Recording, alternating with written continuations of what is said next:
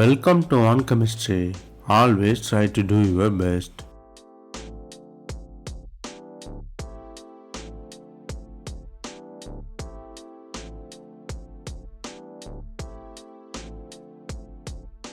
Now, let us see about 100 concepts in organic chemistry. We are seeing it as episode.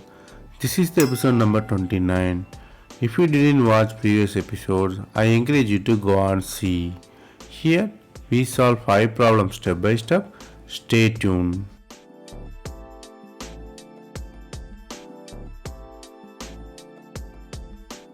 Let us see the first question here. We have two para-dibromine attached to the meta position connected through methyl bonds here.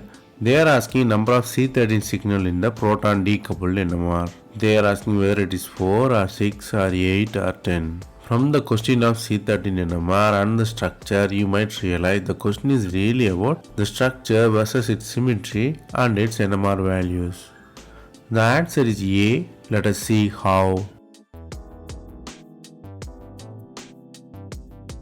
Here the structure is 3-dimensional, but if you look at very nicely, it has two mirror image A and B. A is very easy to imagine, B is little hard to imagine because it bisects bromine atoms. A plane bisects two methyl group, B plane bisects two bromine atom vertically. A is the horizontal plane, B is the vertical plane. Ideally, the groups which are mirror image of each other will have the same chemical shift. So here I given the numbers there 1, 2, 3, 4. So the compound has only 4 chemical shift. The identical atom I given the same number, so you can see it is in the grey form. The real one I given in the red form. So 1, 2, 3, 4 same you will have it. So the answer is clearly A. It has 4 chemical shift. Here the concepts you have to learn here is the atom mirror image of each other will have same chemical shift. You can explain it using the axis of symmetry also. And the second concept is you have to imagine the molecule 3-dimensional way because this kind of molecule you cannot write in the paper. Then let us see the next question. The starting metal is cyclohexene attached with ketone and it has OPDS below the plane. You are using copper lithium and you are heating it up and you are hydrolyzing. They ask you to find the product. Whether products are methylation at 4 position or the second position, methylation above or below. So there are the 4 possibilities. From the structure and the reagent, you might realize the question is really about piezoselective addition of methyl group and the role of reagent. The answer is B. Let us see how. Here the starting metal you have conjugated ketone there. You are using copper lithium. It is a very soft nucleophile producing agent. If you use alkyl lithium, it will be a hard nucleophile. From the copper, it will become the soft there. The soft nucleophile always undergo 1,4 addition. Here, the nucleophile add in the 4th position. Here is shown as multiple step, but you can write it as single step too. So methyl attacks the 4th position, anion formed at there. But methyl attack above or below. Here OPDS is below the plane. It is a very bulky group. It is tertiary butyl containing group. So the addition will come above the plane. So after hydrolysis it donates the H+. You have the hydrogenated one. So the answer is clearly B there. Here the concepts you have to learn here is the methyl group come from the copper. It's a soft nucleophile. It will always undergo 1,4 addition. Second thing is bulkiness force the attack from above. Then let us see the next question. The starting metal you have benzyl bromine attached to the nitrogroup in ortho position and one group at Z position. You are reacting with amine there. They ask you to find the product. They given the product where amine is attached in the bromine position. They are asking what is the rate of the reaction here, the rate constants. They are given the Z are CF3, CH3 and OCH3. So they are giving the reaction rate based on the functional group variation. Whether CF3 come first or CH3 or OCH3. So from the reaction and the possible substitutions, you might realize the question is really about functional group versus rate of the reaction.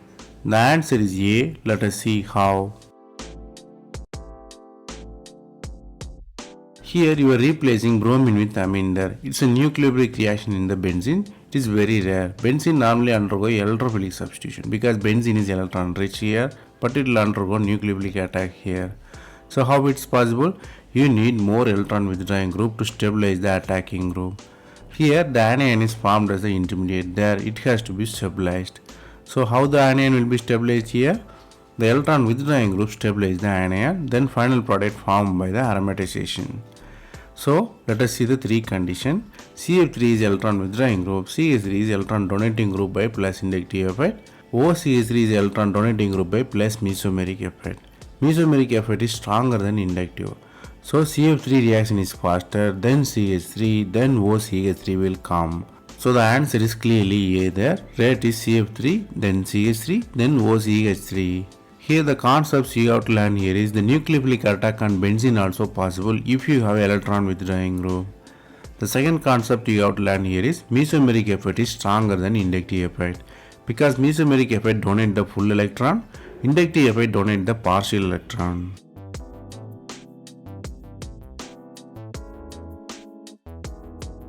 Then let us see the next question. Here they are asking proton NMR spectrum of benzene and acetonitrile shows two singlets with equal integration. They are asking molar ratio of benzene and acetonitrile. They given the 4 ratio 1:1, 2:1, 1:2 and 6:1. So from the question of NMR and the two compounds, you might realize the question is really about peak intensity versus solvent molar ratio. The answer is C. Let us see how. The answer will be easy if you understand the question correctly. We have the mixture which contain two compounds, benzene and acetonitrile. Both are having 6 hydrogen and 3 hydrogen respectively. Here we have the ratio formula. Mole of benzene divided by mole of acetonitrile will be equal to area of benzene divided by area of acetonitrile. So what really happened is, for the equal ratio you need to add twice the amount of acetonitrile because it has only 3 hydrogen. So if you add it up, you have 6 hydrogen equally, you have equal integration. To achieve the equal density, you need to add 2 mole of acetonitrile. So the answer is clearly C there. The ratio is 1:2. Here the concepts you have to learn here is you have to know how to convert NMR signal into molar ratio. Second thing is always intensity is proportional to number of protons.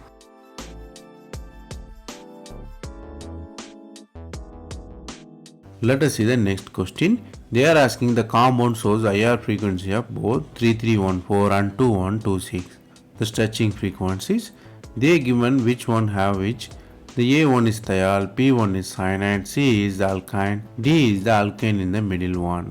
The value of 3000 and 2000 shows that the multiples are definitely present there. You have to predict the group based on the multiple bonds. So from the IR values and the possible structure, you might realize the question is really about functional group versus stretching.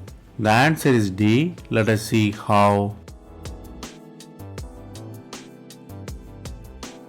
Here you have two NMR values which is 2100 and 3300. But you have to choose the compound with two multiple bonds. But here the different one.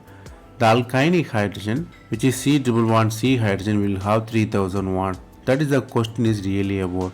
The CC double bond values are 2100 and C double bond in values are 2200 and SH values are 2600. So the answer is clearly C. The compound is end alkyne with C double bond C bond and the double bond CH bond. So the concepts you have to learn here is not only the multiple bonds have higher frequency, single bond CH can also have high frequency because of the hybridization, which provide more electronegative character.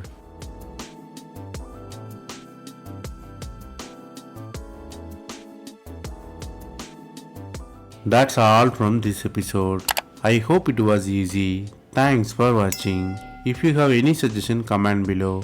Stay tuned for next episode.